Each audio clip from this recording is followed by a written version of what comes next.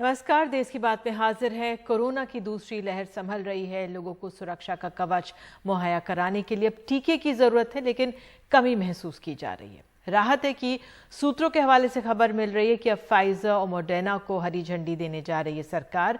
कड़े नियमों में ढील देते हुए कहा जा रहा है कि दायित्व से मुक्ति की शर्त में अब दिक्कत नहीं रहेगी। दूसरे देशों ने दिया तो हम भी इस पर तैयार हैं। टीके से नुकसान पर ना मुकदमा ना मुआवजा होगा। दोनों की तरफ से आवेदन मिला तो इमरजेंसी इस्तेमाल की मंजूरी है। ज्यादा मांग की वजह से अभी भारत आने में वक्त लगेगा। बहरहाल कुछ देर पहले सुप्रीम कोर्ट ने केंद्र सरकार को 18 से 44 साल के लिए टीकाकरण नीति पर कड़ी फटकार लगाई है। सुप्रीम कोर्ट ने कहा है कि 18 से 44 के लिए पैसे देकर टीका लगाना मनमानी नीति है।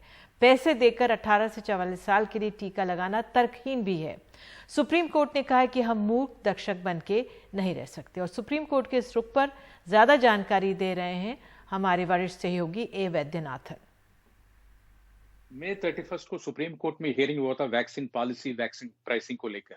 उस टाइम कोर्ट ने कहा था कि वो डिटेल ऑर्डर पास करेंगे बाद में। उसका ऑर्डर अभी थोड़ी देर पहले आया था। उसमें काफी कुछ चीजें कही गई है।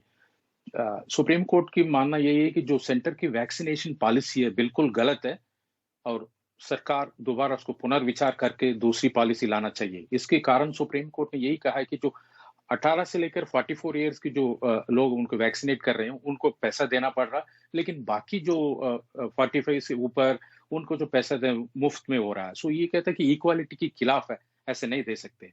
और कोर्ट ने यह भी पूछा है कि जो 35,000 करोड़ जो बजट किया गया था वैक्सीनेशन खरीदने के लिए, उसको लेकर जो 18 से 44 इयर्स को उनको फ्री मुफ्त में क्यों नहीं दे सकते हैं। और तीसरी पॉइंट उन्होंने कहा कि कई स्टेट ने मुफ्त में वैक्सीनेशन देने के लिए पॉलिसी अनाउंस किया, कई लोगों ने नहीं किया। इसलिए कोर्ट ने सारे स्टेटों को कहा कि आप हमें बताएं 2 हफ्ते के अंदर आप मुफ्त में दे रहे हैं या पैसे ले रहे हैं जो 18 टू 44 इयर्स के लिए। और दूसरा, सेंटर की कहना यही था कि जो जुडिशरी है वो भी मतलब एग्जीक्यूटिव की सरकार की जो पॉलिसी डिसीजन है उसकी दखल नहीं देना चाहिए, मतलब दूर रहना चाहिए। लेकिन कोर्ट ने ये कहा है कि पॉलिसी जरूरी है, सरकारी बनाती है, लेकिन वो पॉलिसी के ऊपर पॉलिसी की वजह से जो कॉमन मैन सिटीजन्स की उनकी जो कॉन्स्टिट्यूशनल राइट्स के ऊपर जो अफेक्ट होता है, उस टाइम जो कोर्ट चुपचाप बंद नहीं रह सकती। इसी के लिए उन्होंने कहा कि हम लोग जरूर सुनेंगे, क्योंकि इक्वालिटी, राइट टू लाइफ, ये सारे बातें जो पॉलिसी के ऊपर आता है। और इन्होंने ये भी कहा है कि जो डिजिटल डिवाइड होता है, जैसे गांव में रहते हैं और शहर में रहते हैं, जो इनको बुक करना पड़ता है जो वैक्सीनेशन के लिए, कोविन पोर्टल में करना पड़ता है। कोर्ट ने कहा है कि जो गांव में जो रहते हैं उनका जो सिर्फ 4% लोगों के पास कंप्यूटर होता है और दूसरा इंटरनेट भी बहुत कम है। ऐसे मामले में ये जो डिजिटल जो उनकी पॉलिसी है कोविन पोर्टल के ऊपर करना, वो बिल्कुल गलत होगा, वो इक्वालिटी के खिलाफ भी होगा। ये सारे बातें लेकर उन्होंने कहा है कि 2 हफ्ते के अंदर सरकार एफिडेविट फाइल करेगी। 30 तारीख मतलब जून 30 तारीख को सुप्रीम कोर्ट दोबारा ये केस लेगी। लेकिन कोर्ट ने कई क्लैरिफिकेशन इनको मांगा है कि प्राइसिंग के ऊपर भी क्यों सेंट्रल गवर्नमेंट क्यों सारे वैक्सीनेशन जो डोजेस खरीद कर स्टेट को क्यों नहीं डिस्ट्रीब्यूट नहीं कर सकते, क्योंकि जो स्टेट गवर्नमेंट को जो फाइनेंशियल पॉलिसी है उसको जो वो खरीदते हैं पैसे देकर जो वैक्सीनेशन है उसमें काफी फर्क पड़ेगा। उन्होंने ये भी पूछा है कि जो लॉजिस्टिकल सपोर्ट, जैसे वैक्सीन खरीदते हैं सेंटर से तो स्टेट लेके जाने के बाद कोल्ड स्टोरेज में रखते हैं, उसकी क्या फैसिलिटी है, क्या इंप्रूव हुआ, ये सारे बातें उनको सेंटर को बताना पड़ेगा 2 हफ्ते के अंदर। बाद में कोर्ट ये 30 तारीख को कोर्ट दोबारा सुनवाई करेगा। लेकिन बात यही है, लेकिन सेंटर इसको दोबारा रिविजिट करेगा, अपनी पॉलिसी चेंज करेगा, ये सब देखने वाली बात है। 30 तारीख जून को सुप्रीम कोर्ट दोबारा इसमें सुनवाई करेगी। बहुत बहुत धन्यवाद इस जानकारी के लिए। तो सुप्रीम कोर्ट आम नागरिक की परेशानी पर मूक दर्शक बने नहीं रहना चाहता। बहरहाल हमारे समाज में कुछ कुरीतियां हैं जो बरसों से चली आ रही हैं। आज़ादी भी हमें उनसे आज़ाद नहीं करा पाई है। जाति प्रथा के कारण भेदभाव हमारे समाज में छलकता ही रहता है। लेकिन अच्छी बात यह है कि युवा इस भेदभाव से मुकाबला कर रहे हैं। अब यूपी से एक खबर आई है। यहाँ के बुंदेलखंड में महोबा के एक अनुसूचित जाति के युवक ने थाने में तहरीर दी है कि आज़ादी के 74 साल में कभी उनके गांव में अनुसूचित जाति की किसी दूल्हे को घोड़ी पर नहीं बैठने दिया गया। अब वो घोड़ी पर बैठकर बारात में जाना चाहता है। जब वो घोड़ी पर बैठे तो पुलिस उसे सुरक्षा दे। दबंगों ने बारात पर हमले की धमकी दी हुई है, तो अब पुलिस ने सुरक्षा का भरोसा दिया है।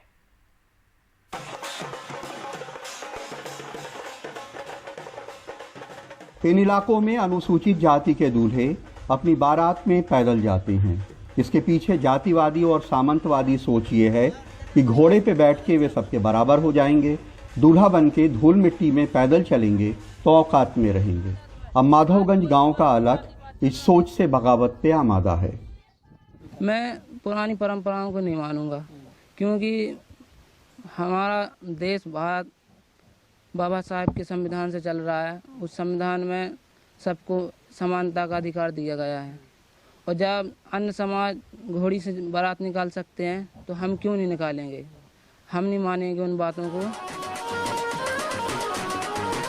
गांव में शेड्यूल कास्ट की शादी में नाचने गाने पे रोक नहीं है। बाकी रस्में भी वे कर सकते हैं, कोई नहीं बोलेगा, लेकिन घोड़े पे तो सिर्फ ऊंची जाति वाले ही बैठते हैं, उसकी इजाजत नहीं है। अलग के पिता गयादीन की शादी 52 साल पहले हुई थी, तब भी घोड़ी चढ़ने की इजाजत नहीं थी, आज भी नहीं है। मेरी भी बारात पैदल दूल्हा निकासी की, मेरी भी बारात पैदल निकली, और भी हमसे बड़े बूढ़े बुजुर्ग हैं उनकी भी बारातें पैदल निकली। रछवाई पैठाई में घोड़ी पे नहीं बैठने दिया। अगर मेरे बेटे की शादी घोड़ी पे बैठ के रछवाई फिरेगी तो सब जितने हमारे परिवार और समाज के हैं सबके भी जेल खुल जाएगी, सबके लिए दूल्हा निकासू घोड़ी से जाएगी बारात। अलग के घर शादी का माहौल है। आंगन में शादी के बुंदेलखंडी गीत गाए जा रहे हैं, कार्ड भी छपके आ गए हैं, मेहमानों के नाम लिख डाक में भेजे जा रहे हैं। अपनी हैसियत के मुताबिक शादी का जोड़ा जामा भी बनवाया है, उसकी माँ हमें दिखाती हैं। लेकिन एक अनजाने खौफ से अलग शादी के माहौल में भी फूट फूट के रोता है। बेटे की इच्छा है तो हमारी इच्छा है, तो हम कह रहे बेटा जैसे चाहे उसको करेंगे, तो घबरा मत। अलग के गांव में जिंदगी बदस्तूर चलती है। कुछ मेमने चारागाह में चुहल करते हैं, कुछ बच्चे गांव की गलियों में टायर दौड़ाते हैं, कुछ कंचे खेलने में मशगूल हैं, कंचों पे यूं निशाने लगाते हैं मानो दुनिया जीत लेंगे। लेकिन अगर अलग घोड़े पे नहीं बैठ पाया तो शायद ये भी जवान होके पैदल बारात लेके जाएंगे। कभी कहा गया कि शूद्र चाहे खरीदा गया हो या नहीं, लेकिन उसका जन्म ही ब्राह्मण का दास बनने के लिए हुआ है। कभी उसके जिस्म के पिछले हिस्से पे झाड़ू बांध दी गई ताकि चलते हुए उसके अशुद्ध पैरों के निशान मिट जाएं, और कभी उसकी औरतों के जिस्म के ऊपरी हिस्से को ढकने पे टैक्स लगा दिया गया। लेकिन अगर आज़ादी के इतने दिन बाद भी ये हो रहा हो तो ये शर्मनाक है। महोबा में इरफान पठान और राजेश गुप्ता के साथ कमाल खान, एनडीटीवी इंडिया। और हमारे साथ हमारे वरिष्ठ सहयोगी कमाल खान मौजूद है। कमाल, जो अलख राम है, ज्ञान और उम्मीद की अलग जगहें, यही उम्मीद की जा सकती है, लेकिन वाकई में आज़ादी के इतने बरसों बाद अगर इनको पुलिस थाने में जाकर एक अर्जी देनी पड़ रही है, तहरीर देनी पड़ रही है, तो जो हमारे समाज में कुरीति है वो बार बार हमारे सामने लाके खड़ी कर देती है। पुलिस ने जो आश्वासन दिया उस पर कितना भरोसा किया जाए? देखिए, ऐसा उन्होंने थाने में भी तहरीर दी है, उन्होंने एसपी को भी तहरीर दी है। पुलिस ने कहा कि जो भी नियम है वो सबको मानना पड़ेगा, वो घोड़ी पे बैठ सकते हैं, जैसे चाहें वैसे अपनी बारात ले जा सकते हैं, पुलिस उनको सुरक्षा देगी, उनको आश्वासन दिया गया है। उन्होंने अपनी फेसबुक पे भी एक पोस्ट लिखी है जिसमें कहा है कि कोई राजनीतिक दल क्या ऐसा है कि जो मुझे घोड़ी पे बैठने के लिए सुरक्षा दिला सकता है। कुछ पॉलिटिकल पार्टीज़ के लोग भी सामने आए हैं और उन्होंने कहा है कि नहीं, वो उनकी मदद करेंगे। लेकिन बात ये नहीं है कि कोई पॉलिटिकल पार्टी का आदमी कह रहा है या कोई पुलिस कह रही है, लेकिन अगर किसी शख्स को आज़ादी के 74 साल बाद कुछ लोग कहें कि तुम्हारी जात छोटी है, तुम छोटी जाति के हो इसलिए तुम घोड़ी के ऊपर नहीं बैठ सकते, तो ये बहुत शर्मनाक है। वो कार खरीद सकता है लेकिन वो घोड़ी के ऊपर नहीं बैठ सकता है, क्योंकि ये गांव की परंपरा है, वो वहाँ पे बारात लेके नहीं जाने देते हैं। बहुत साल पहले की बात है, हमें लगता है शायद 7-8 साल पुरानी बात होगी। बुंदेलखंड के ये गांव में हम लोग कहीं शूट कर रहे थे गांव के इलाके में, तो हमने देखा कि एक एक हमारे साथ प्रधान जी खड़े थे, वो ऊंची जाति के, और कुछ महिलाएं आ रही थी, वो लकड़ी का गट्ठर सिर पे लिए हुए, और हमसे थोड़ी दूर पे जब वो रह गई तो उन्होंने अपनी हवाई चप्पल उतारी और गट्ठर के ऊपर रख के वो पैदल जाने लगी। एक लड़का खड़ा था, हमने उससे पूछा कि ऐसा क्यों हुआ, तो उसने कहा कि प्रधान जी ऊंची जात के हैं और यहाँ जो नीची जात के लोग हैं, यह परंपरा है कि वो चप्पल पहन के उनके सामने नहीं जा सकते। तो ये भी आज़ादी के इतने सालों के बाद हो रहा है, तो ये बहुत शर्मनाक है। पुलिस इसमें कुछ मदद कर सकती है, लेकिन जब तक समाज में बदलाव नहीं आएगा, इस तरह की चीज़ों को ख़त्म करना मुश्किल होगा। बिल्कुल कमाल, यही इस कुरीति को समाप्त करना है। और आपने जब ये रिपोर्ट दिखाई, हमारी कोशिश यही है कि बार बार लोगों के सामने रखें, लेकिन इसमें समाज का तो रोल रहता ही है। और आपने अपने रिपोर्ट के अंत में एक आखिरी लाइन में कहा कि अगर अलखराम घोड़ी पर नहीं चढ़ेगा तो जो और छोटे बच्चे हैं वो आगे के लिए चुप हो जाएंगे। लेकिन पुलिस का इसमें दायित्व बनता है और वो साथ खड़ी होनी चाहिए। उस लिहाज से जो वहाँ पे प्रशासन का महकमा है, उसका रुख क्या है? नहीं, देखिए, ऐसा है कि जब ये जो परंपरा है ये चलती रहती है, वो भी समझते हैं कि हमारी किस्मत में यही है, हमें ऐसे ही जाना है। लेकिन कहीं कहीं जब ये मुद्दा उठ जाता है, जैसे एक दो साल पहले एटा में एक शख्स जो है वो उसे हाई कोर्ट जाना पड़ा क्योंकि उसकी कोई मदद नहीं कर रहा था। वहाँ प्रशासन को भी उसने अर्जी दी, प्रशासन भी उसको ये गारंटी देने को तैयार नहीं था कि वो ऊंची जात के लोगों वाले गांव में से एक शेड्यूल कास्ट दूल्हे की बारात जो है वो घोड़ी पे बैठ के जा सकती है। जब प्रशासन ने मदद नहीं की तो उसे हाई कोर्ट जाना पड़ा, वहाँ मदद ली। अभी अलीगढ़ में भी इस तरह का एक वाक़या हो चुका है, जो कुछ ऊंची कास्ट के मुस्लिम लोगों ने वहाँ किसी दलित की बारात नहीं निकलने दी, वहाँ पे ये हादसा हुआ। तो ये जो फ्यूडल माइंडसेट है और जो एक जातिवादी माइंडसेट है और जो एक सामंतवादी माइंडसेट है इंसान को छोटा समझने का, वो बहुत सारे तमाम धर्मों में और तमाम लोगों के अंदर मिलता है। पुलिस अपने से कुछ नहीं करती है, लेकिन जब लोग अर्जी देते हैं, सोशल मीडिया में आ जाता है, जब उसका प्रचार हो जाता है, तब पुलिस को भी यह लगता है कि इससे बदनामी हो रही है, क्योंकि ये उनकी ड्यूटी है कि जो उसका समानता का अधिकार है, अगर उसे कोई नहीं दे रहा है तो वो उसको लागू कराए। तो पुलिस भी करती है और उम्मीद है कि यहाँ पे, चूँकि यह मुद्दा अब उन्होंने कई राजनीतिक दलों से भी अपील कर दी है, फेसबुक पे भी लिख दिया है, कुछ राजनीतिक दलों ने उन्हें भरोसा भी दिलाया है, तो हो सकता है कि पुलिस को भी लगे कि यहाँ राजनीति होगी तो उसको सुरक्षा दे। बिल्कुल, बहुत ज़रूरी है कि ये शर्मनाक जो ये खबर है कि किस तरह से एक दूल्हे को एक तहरीर देनी पड़ रही है पुलिस स्टेशन पे कि वो घोड़ी पर बैठना चाहता है। बहरहाल उम्मीद करते महुआ की जो पुलिस है पूरी सुरक्षा इस बच्चे को देगी और साथ ही जो दबंग जाति के लोग हैं उनको अपनी इस सोच पर पुनः विचार करना होगा। बहरहाल आगे बढ़ते हैं। दिल्ली में अनलॉक होने के साथ ही अब वो लोग लौटने लगे हैं जो लॉकडाउन लगने के चलते मजबूरी में दिल्ली छोड़कर चले गए थे। दिल्ली के आनंद विहार में इन दिनों उत्तर प्रदेश, बिहार, पश्चिम बंगाल से बड़ी संख्या में ऐसे लोग आ रहे हैं। दिल्ली के आनंद विहार से हमारे सहयोगी शरद शर्मा की रिपोर्ट देखिए।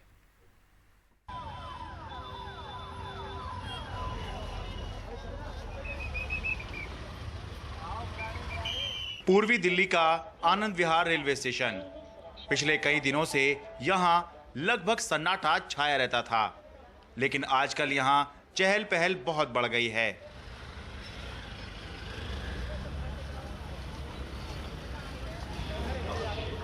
दिल्ली में अनलॉक की शुरुआत के साथ ही उत्तर प्रदेश, बिहार और पश्चिम बंगाल से रोजाना अच्छी खासी संख्या में वो मजदूर या मेहनत मजदूरी करने वाले लोग लौट रहे हैं जिन्होंने लॉकडाउन के समय मजबूरी में अपने अपने मूल निवास का रुख कर लिया था।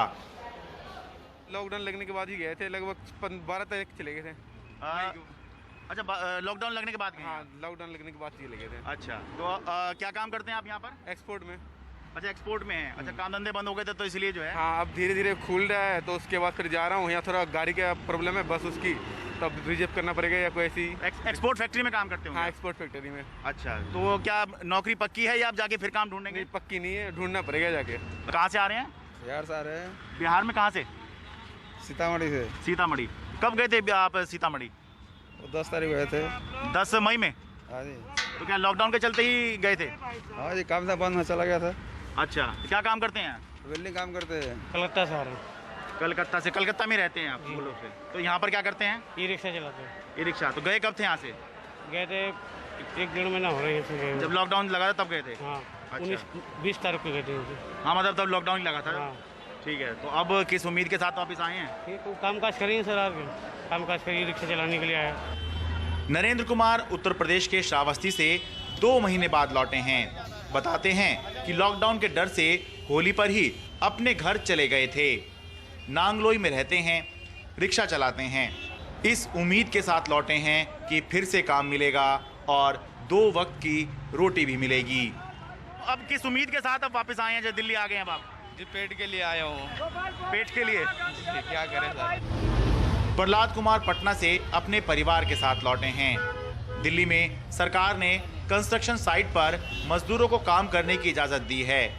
प्रहलाद राजमिस्त्री का काम करते हैं। काम की उम्मीद में आया सर। अच्छा, कि अब लॉकडाउन खुल गया तो अब काम मिलेगा? हाँ सर। तो अभी क्या करेंगे? अभी आप काम जाकर काम ढूंढेंगे या फिर तय है, ठेकेदार से बात हुई है कुछ? नहीं, ढूंढेंगे सर। लॉकडाउन में बहुत से लोगों ने फल सब्जी बेचकर अपना गुजारा किया, ये सोचकर कि बाकी सब काम तो बंद हैं, सरकार ने केवल इसी की इजाजत दी है। शत्रुघ्न गुरुग्राम में सब्जी बेचते थे, लेकिन फिर भी अपना काम बंद करके बिहार के मुजफ्फरपुर जाना पड़ा। सुनिए क्यों। ना पुलिस सब मारता था डंडा से, ना अच्छा, बेचने नहीं देता था ना। अच्छा, तो कहाँ? अच्छा, गुरुग्राम में आप बेचते थे? कौन से सेक्टर में? तो सब्जी वाला का हाथ फुला दिया, गर्दन में मारा था, सब भाग गया। मार्च अप्रैल के महीने में नाउम्मीदी और आशंकाएं थी तो मजबूरन लोगों को जाना पड़ा। अब जून के महीने में उम्मीद बन रही है, इसलिए बहुत से लोग आ चुके हैं, बहुत से आ रहे हैं और लगता है बहुत से हालात देख कर आएंगे। जो लोग मजबूरी में गए थे अब उम्मीदों के साथ वापस आ रहे हैं। ये एक सुखद तस्वीर तो है, लेकिन इन लोगों के लिए समस्याएं और संघर्ष अभी बाकी हैं, क्योंकि अनलॉक की अभी महज शुरुआत भर हुई है। पूरी अर्थव्यवस्था खुलना अभी बाकी है। दिल्ली से अपने कैमरा सहयोगी सचिन गुप्ता के साथ मैं शरद शर्मा, एनडीटीवी इंडिया।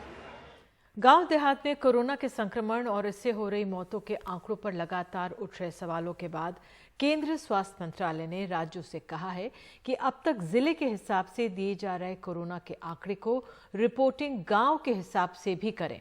बाकायदा इसके लिए पोर्टल में भी इंतजाम किया गया है। गांव में कोरोना के आंकड़े अब राज्यों को देने होंगे। अब तक राज्य जिलेवार तरीके से कोरोना के आंकड़े केंद्र से साझा करते थे। गांव के आंकड़ों को लेकर उस पोर्टल पर भी व्यवस्था कर दी गई है, जिस पर अब तक राज्य रिपोर्ट साझा कर रहे थे।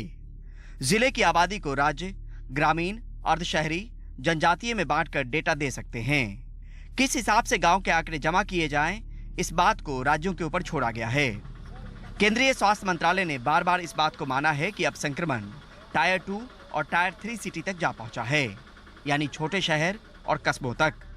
यही वजह है कि 16 मई को केंद्रीय स्वास्थ्य मंत्रालय ने ग्रामीण, अर्धशहरी और आदिवासी इलाकों में कंटेनमेंट और मैनेजमेंट को लेकर अलग से गाइडलाइन जारी की थी। इस महीने देश भर में होने वाले चौथे सीरो सर्वे में गांवों से ज्यादा सैंपल लेने पर जोर है। गांव को लेकर डेटा कलेक्शन की इस नई नीति के जरिए कोशिश है कि संक्रमण के स्तर का आकलन किया जा सके और टेस्टिंग और हेल्थ इंफ्रास्ट्रक्चर को लेकर ठोस रणनीति बनाई जा सके। नई दिल्ली से परिमल कुमार, एनडीटीवी इंडिया। और देश की बात में आगे कि कोविड में क्लॉट्स जो हो रहे हैं उसके बाद क्या आंतों की समस्या बढ़ रही है। छोटे से ब्रेक के बाद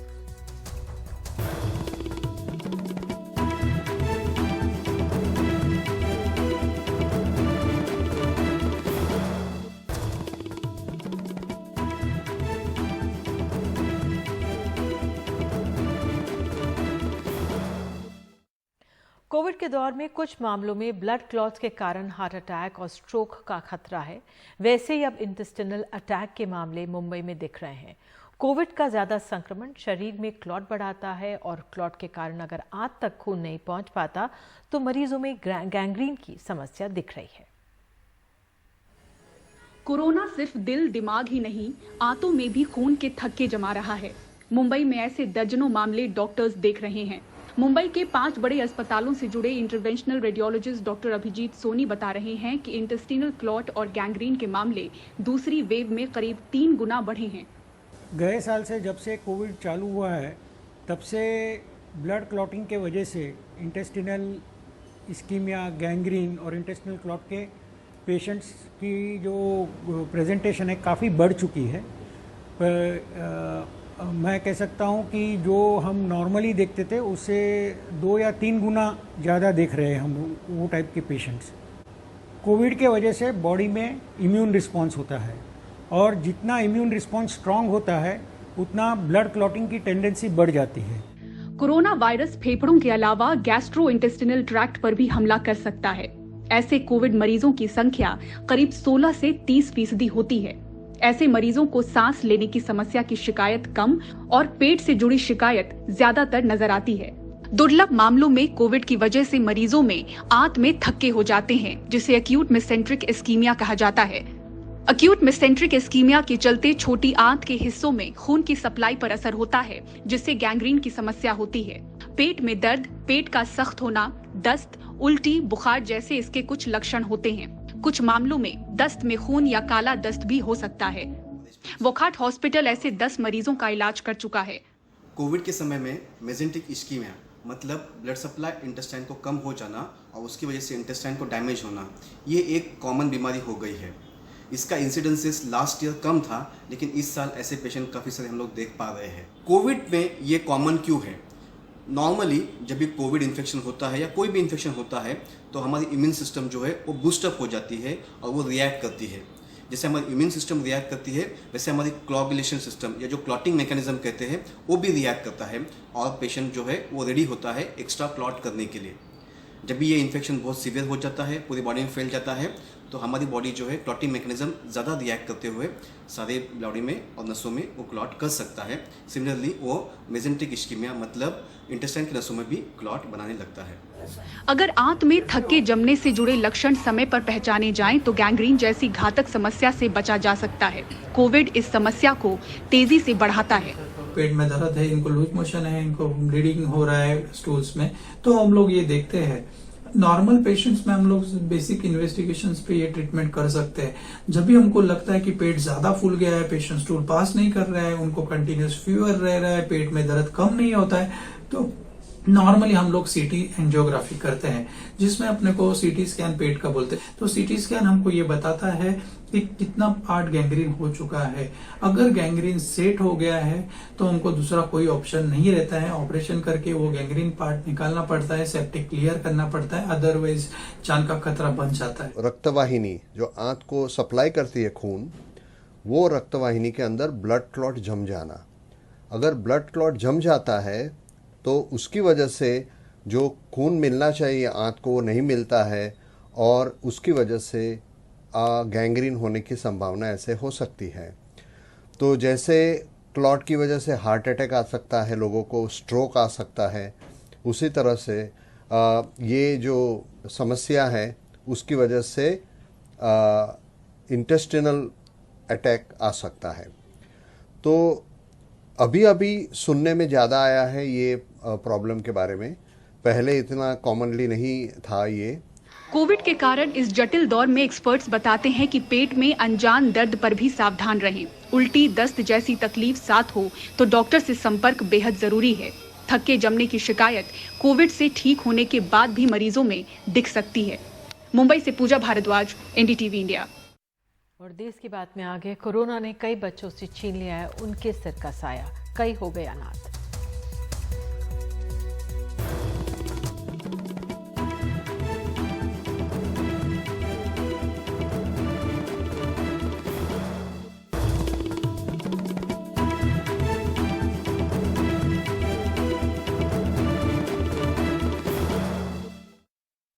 देश भर में 29 मई तक 9,346 बच्चे ऐसे थे जो कोविड की वजह से अपने माता या पिता को खो चुके हैं या अनाथ और बेघर हो गए हैं।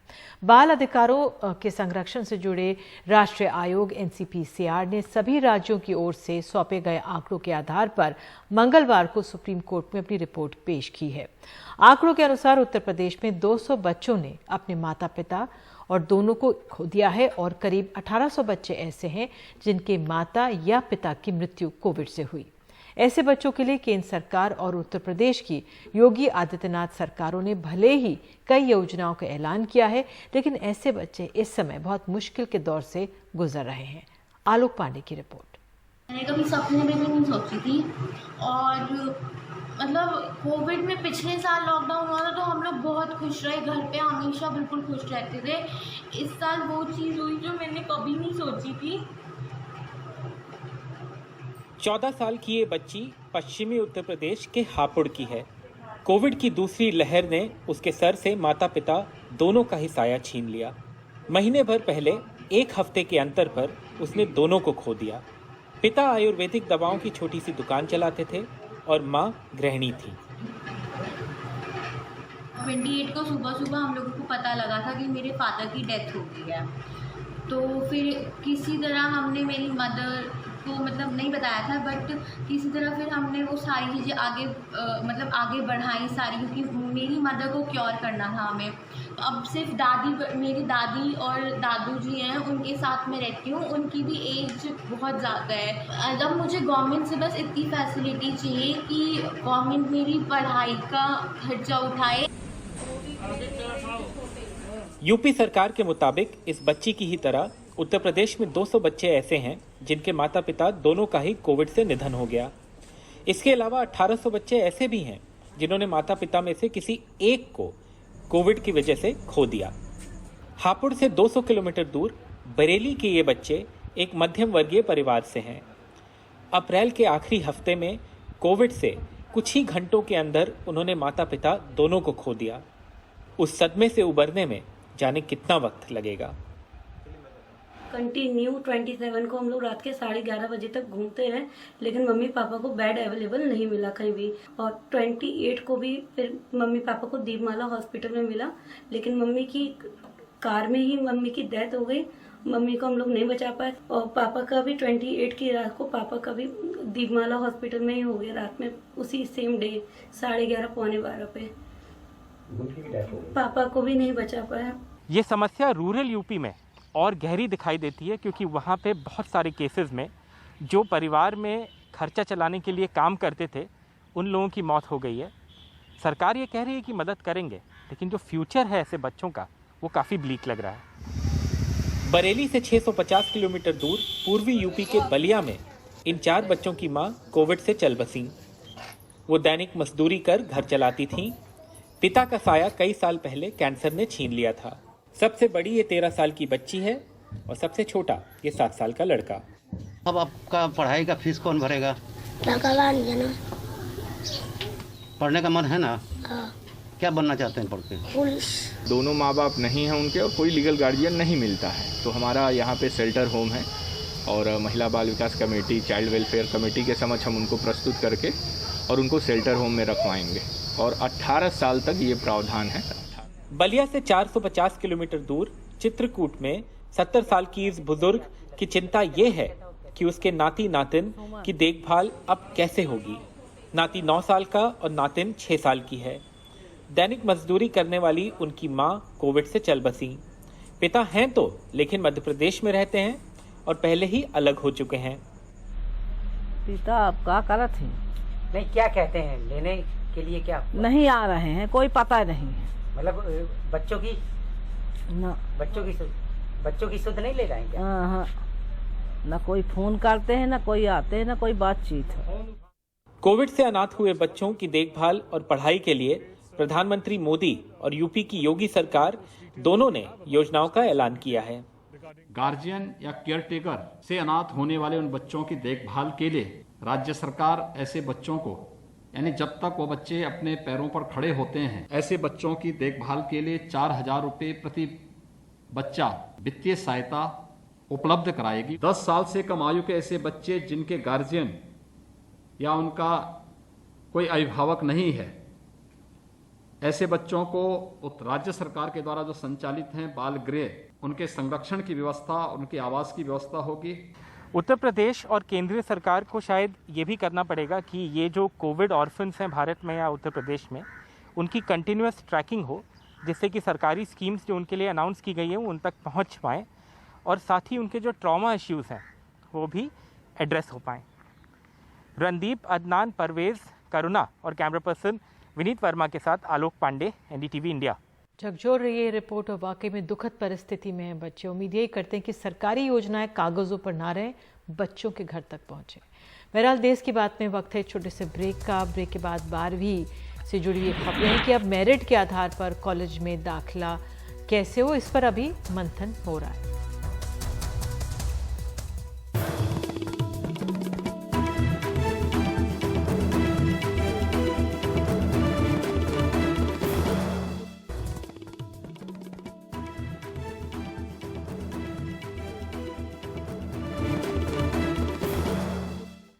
बारहवीं की परीक्षा रद्द होने के बाद दिल्ली विश्वविद्यालय जैसे केंद्रीय विश्वविद्यालयों में दाखिला कैसे होगा, इस पर अब मंथन चल रहा है। रवीश रंजन शुक्ला की रिपोर्ट। सीबीएसई की 12वीं की परीक्षा रद्द होने के बाद दिल्ली विश्वविद्यालय के कार्यवाहक वाइस चांसलर दाखिले की प्रक्रिया पर चर्चा कर रहे हैं। हालांकि इस साल central university common entrance test कराने का प्रस्ताव था, लेकिन कोरोना वायरस की आपदा के बाद अब फिलहाल दिल्ली विश्वविद्यालय मेरिट के आधार पर ही दाखिला देने की प्रक्रिया की तैयारी में जुट गया है। दिल्ली विश्वविद्यालय भारत सरकार के इस निर्णय के साथ है। दिल्ली विश्वविद्यालय में प्रवेश लेने के लिए एक एडमिशन कमेटी है, स्टैंडिंग कमेटी है, एकेडमिक काउंसिल है।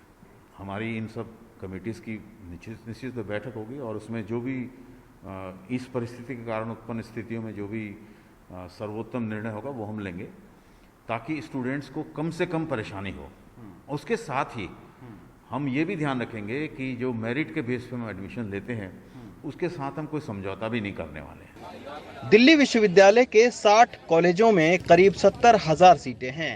इस साल अगर जुलाई से पहले सीबीएसई और दूसरे राज्यों के बोर्ड अपने परिणाम घोषित कर देते हैं, तब विश्वविद्यालय जुलाई के पहले सप्ताह से ऑनलाइन दाखिले की प्रक्रिया शुरू कर देंगे, लेकिन इसमें देरी भी हो सकती है।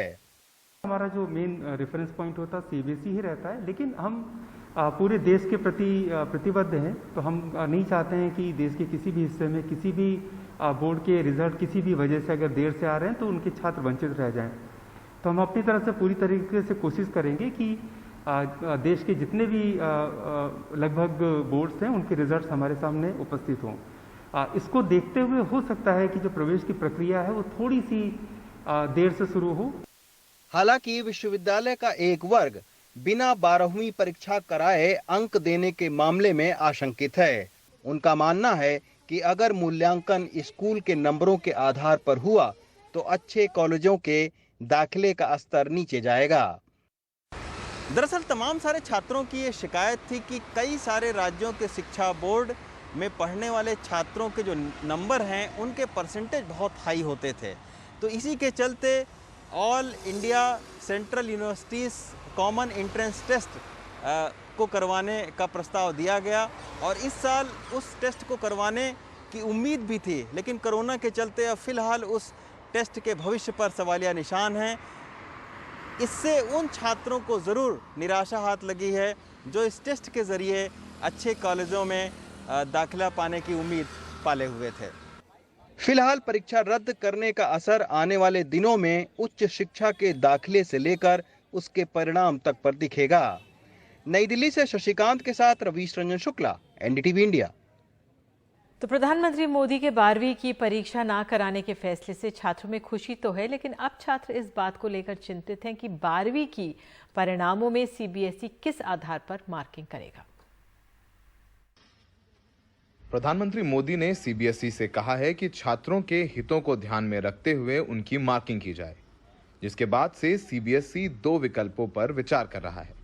पहला विकल्प आकलन पिछली 2 कक्षाओं 10वीं और 11वीं की फाइनल परीक्षाओं और 12वीं की आंतरिक परीक्षाओं पर आधारित हो, या 10वीं की कक्षा के बोर्ड के नतीजों को और 12वीं की कक्षा के आंतरिक आकलन को कुछ वजन दिया जाए। अप्रोक्सीमेटली 2 वीक्स या उसके थोड़े दिन आगे पीछे हमें निर्णय लेने की स्थिति में रहेंगे। ये प्रोसेस हायर इंस्टीट्यूट्स की, यूनिवर्सिटीज की, कॉलेजेस की, फॉरेन इंस्टीट्यूट्स की प्रोसेस स्टार्ट होने के पहले हमारी मार्कशीट बच्चों के हाथ में होगी, हमारा रिजल्ट पेरेंट्स और बच्चों के पास होगा। 17 साल के 12वीं के छात्र अंकित मोहपात्रा परीक्षा ना कराने से खुश तो हैं, पर इस बात को लेकर चिंता में हैं कि मूल्यांकन किस आधार पर होगा। अगर 11वीं के अंकों को भी आधार बनाया गया तो परिणाम में बहुत से बच्चों को अच्छे अंक नहीं मिलेंगे, क्योंकि कुछ बच्चों ने 11वीं में अच्छा परफॉर्म नहीं किया है। सर 11th में मेरा तो बहुत ही बेकार रिजल्ट था। आफ्टर ऑल मैंने अच्छा नॉलेज गेन किया था, बट मेरे मार्क्स वैसे नहीं थे, तो मुझे नहीं पता कि क्या होगा। आफ्टर ऑल सिचुएशन कैसे रहेंगी, मार्क्स कैसे लेंगे वो लोग, तो बस 11th में मेरे मार्क्स इतने अच्छे थे ही नहीं, तो अब वही स्ट्रेस है कि अगर उन बेसिस पे देखें तो मैंने इस साल ज़्यादा प्रिपेयर करा था अच्छे मार्क्स लाने के लिए। एंट्रेंस होता तो ऑब्वियसली एक बेटर रहता, क्योंकि मैं उसमें अपने आप को ज़्यादा प्रूव कर पाता। सीबीएसई की तरफ से बच्चों को ये विकल्प भी दिया जाएगा कि वो अगर सीबीएसई के मूल्यांकन से संतुष्ट नहीं है तो परीक्षा भी दे सकते हैं। बात यही आ गई कि अभी भी लड़ाई आधी लड़ी गई है, बच्चों को एग्जाम्स नहीं होंगे, लेकिन अब मार्किंग कैसी होगी उसको लेकर के बच्चे कंफ्यूज हैं। और ज़्यादातर जो बच्चे जो DU में एडमिशन लेना चाहते हैं या फिर उन यूनिवर्सिटीज़ या कॉलेज में एडमिशन लेना चाहते हैं जहाँ पे 12th के मार्क्स देखे जाते हैं, वो कह रहे हैं कि हमारा एंट्रेंस कराइए, क्योंकि 12th में हमें एग्ज़ाम दे करके परफॉर्म करने का मौका नहीं मिला, तो एटलीस्ट हम एंट्रेंस में परफॉर्म करके ये दिखाना चाहते हैं कि हम योग्य हैं और हमें उस योग्यता के आधार पर एग्ज़ाम के आधार पर हमें एडमिशन दिया जाए। फिलहाल सब कुछ सीबीएसई के हाथ में है, अभी कोई फॉर्मूला तैयार नहीं किया है, मीटिंग्स चल रही हैं, लेकिन ये भी तय है कि अगर बच्चा संतुष्ट हुए तो फिर लिटिगेशंस भी होंगे और टाइम बढ़ेगा। तो फिलहाल अभी भी बच्चे स्ट्रेस में हैं कि मार्क्स कैसे दिए जाएंगे और उनके आगे एडमिशंस कैसे। सहयोगी राकेश कुमार के साथ दिल्ली में सौरभ शुक्ला, NDTV इंडिया।